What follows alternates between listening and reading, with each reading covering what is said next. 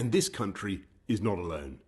All over the world, we're seeing the devastating impact of this invisible killer. And so tonight, I want to update you on the latest steps we're taking to fight the disease and what you can do to help.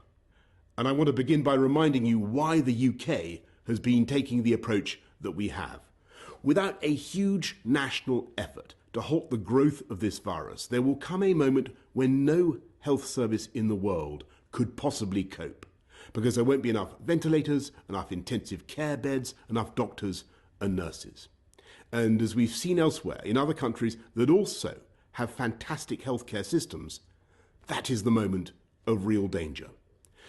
To put it simply, if too many people become seriously unwell at one time, the NHS will be unable to handle it, meaning more people are likely to die, not just from coronavirus, but from other illnesses as well.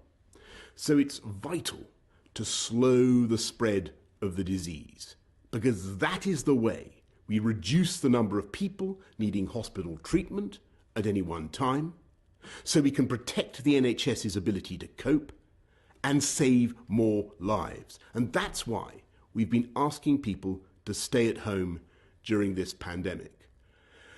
And though huge numbers are complying, and I thank you all, the time has now come for us all to do more.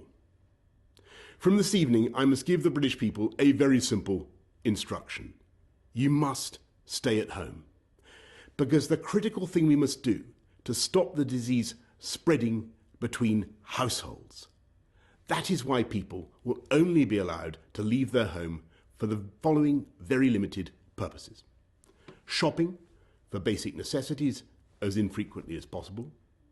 One form of exercise a day, for example, a run, walk or cycle, alone or with members of your household.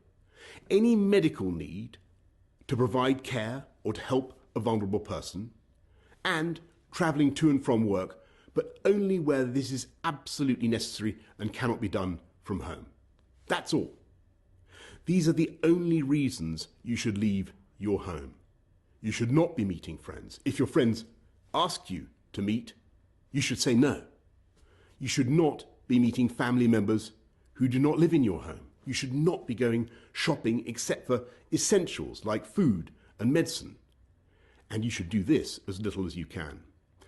And use food delivery services where you can. If you don't follow the rules, the police will have the powers to enforce them, including through fines and dispersing gatherings. To ensure compliance with the government's instruction to stay at home, we will immediately close all shops selling non-essential goods, including clothing and electronic stores, and other premises, including libraries, playgrounds and outdoor gyms and places of worship. We'll stop all gatherings of more than 2 people in public, excluding people you live with.